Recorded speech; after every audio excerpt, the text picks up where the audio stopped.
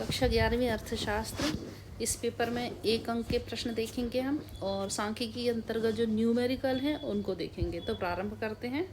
1 अंक के प्रश्न में पहले है सही विकल्प चुनकर लिखें। पहला प्रश्न है, अनुसंधानकर्ता द्वारा स्वयं संकलित किए जाने वाले आंकड़े कहलाते हैं। ये है, इसका पहला है प्राथमिक आंकड़े।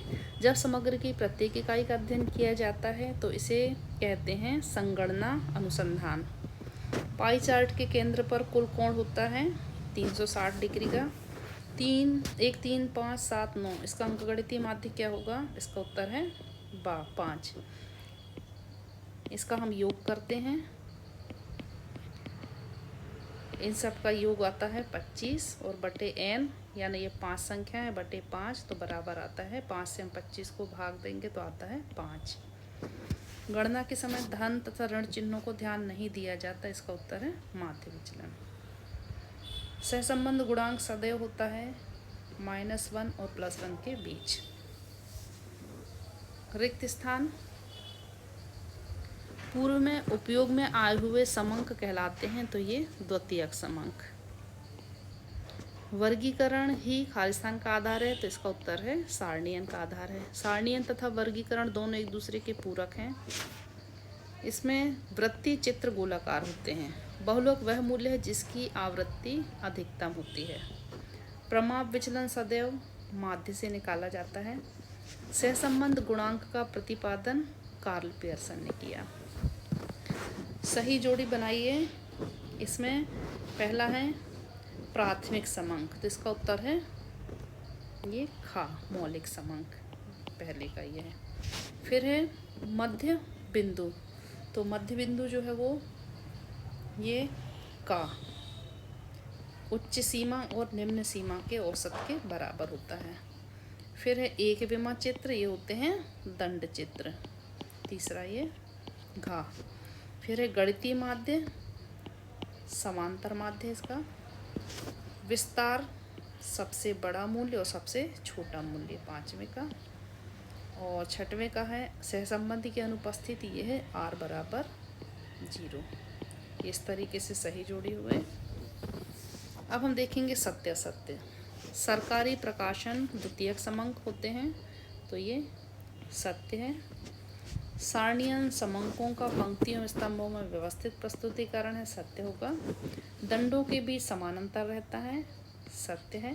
समांतर माध्य में पदों को आरोही क्रम में लिखना होता है, ये असत्य है क्योंकि मध्यिका में होता है ये। पूर्ण सहसंबंध -+1 होता है इसके बीच, तो ये सही है। मानवीय आवश्यकता अनंत होती हैं, ये भी सही है। एक शब्द में उत्तर। एक वचन के रूप में सांख्यिकी को क्या कहा जाता है? तो इसका उत्तर होता है एक वचन के रूप में सांख्यिकी को कहा जाता है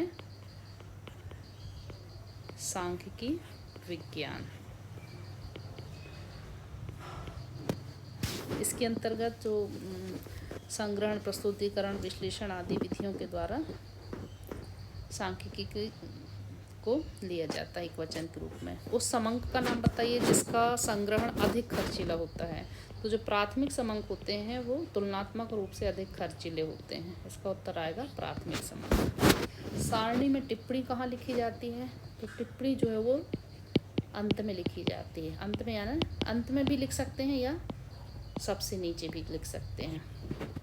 संचयी आवृत्ति वक्र को क्या कहा जाता है? तो इसका उत्तर होगा क्या? तोरण। और तोरण के साथ एक नाम और है, ये इंग्लिश वर्ड है ओजाइव। अपकिरण की कौन सी माप सबसे अधिक विश्वसनीय होती है? तो इसका उत्तर होगा प्रमाप विचलन। इसका उत्तर है प्रमाप विचलन। सहसंबंध की श्रेणी अंतर विधि का प्रतिपादन किसने किया? तो इसका उत्तर होगा स्पीयरमैन ने। फिर बहुवचन में सांख्यिकी से क्या आशा है? तो बहुवचन में जो सांख्यिकी से आशा होता है समंकों से या आंकड़ों से। तो इसके अंतर्गत जो भी समंकों को बहुवचन के रूप में लिया जाता है, जिससे जनगणना संबंधित समंक हुए। इसके पश्चात न्यूमेरिकल लिया मैंने इस वीडियो में। प्रश्न क्रमांक 18 है, सरल दंड चित्र बनाइए।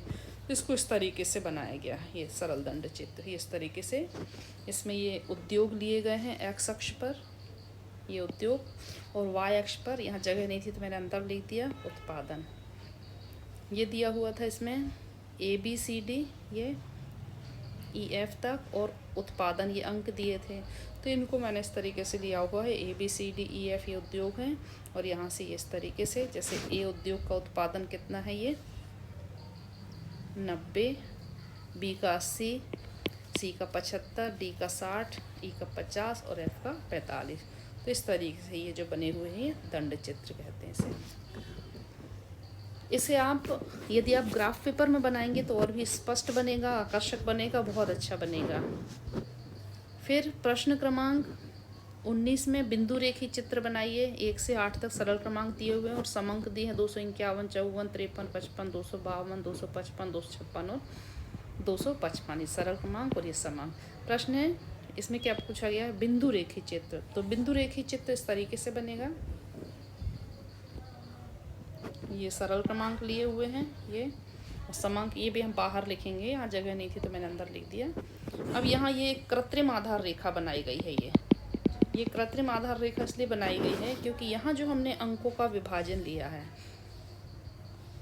ये जो अंक हैं ये शुरू में 251 से प्रारंभ हुए, फिर ये काफ़ी नज़दीक हैं ये अंक, लेकिन शुरू में यदि हम 0 से लेते हैं तो 251 तक हमें एक कृत्रिम आधार रेखा बनानी होगी, जिसको ये मान लिया जाता है कि 0 से लेके यहाँ पर 251 तक माप इसमें दिखाया गया है। इसके बाद ये एक एक का अंतर लिया गया है।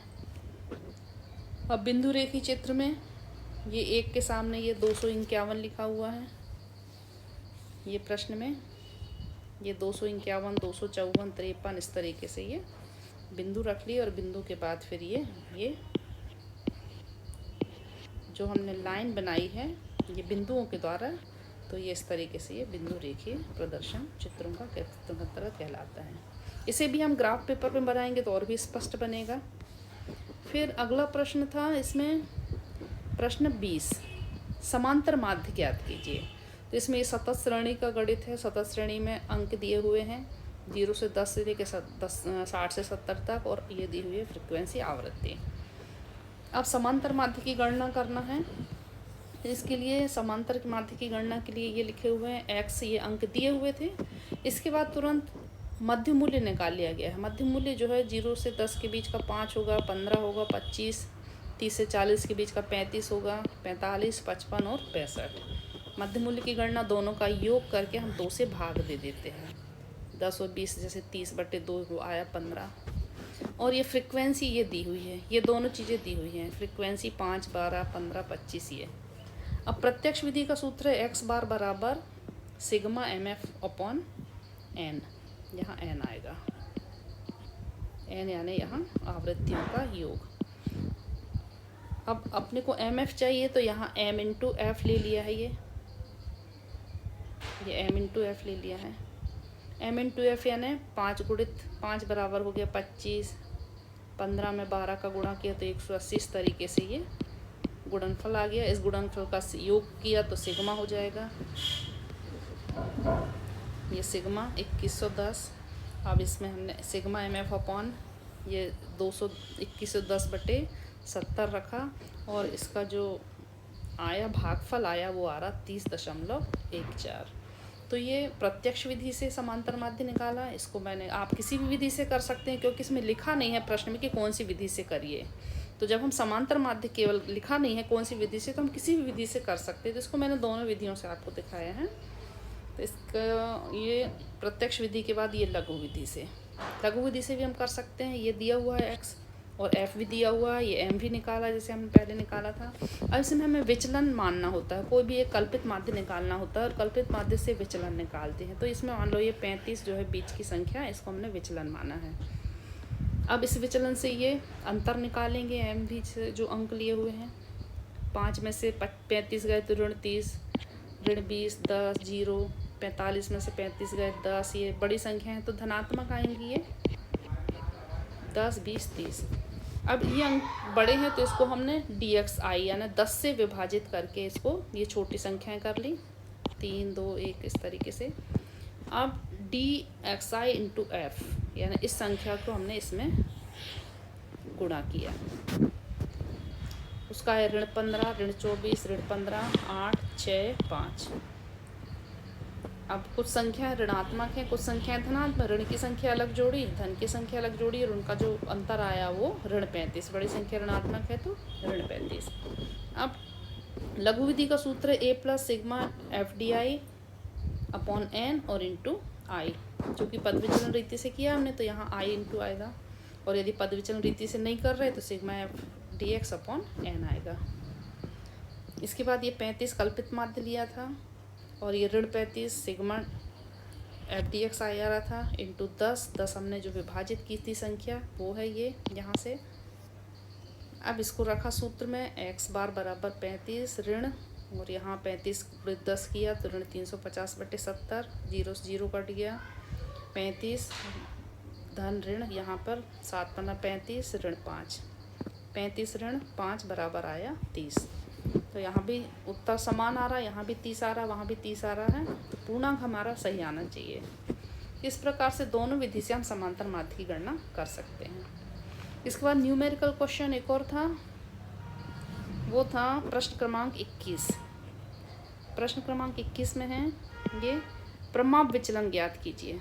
तो संख्या दी हुई है ये व्यक्तिगत श्रेणी की, तो इसमें प्रमाप विचलन ज्ञात करना है। x बराबर 5, 10, 25, 30, 50। तो प्रमाप विचलन की गणना करेंगे। ये प्रमाप विचलन ये दिया हुआ है x संख्या है। अब x संख्या दी हुई ये व्यक्तिगत श्रेणी है, केवल संख्याएं दी हैं, ये व्यक्तिगत श्रेणी है। व्यक्तिगत श्रेणी यानी कितनी संख्या है 1, 2, 3, 4, 5। तो n बराबर आ जाएगा कितना 5। इस तरीके से सरल क्रमांक नहीं दिया है लेकिन हम बना लेते हैं। अब सबसे पहले प्रमाप विचलन की गणना चूँकि हम माध्य से करते हैं तो पहले हमें समांतर माध्य निकालना होगा। व्यक्तिगत श्रेणी में समांतर माध्य का सूत्र ये होता है x बार बराबर सिग्मा x अपॉन n।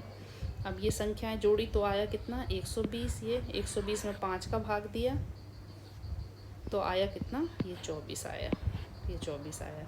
अब इस 24 से इस तरीके से ये 24 से हम विचलन निकालेंगे। यहाँ 24 ये 24 लिया हमने, ये 24 से विचलन निकालेंगे।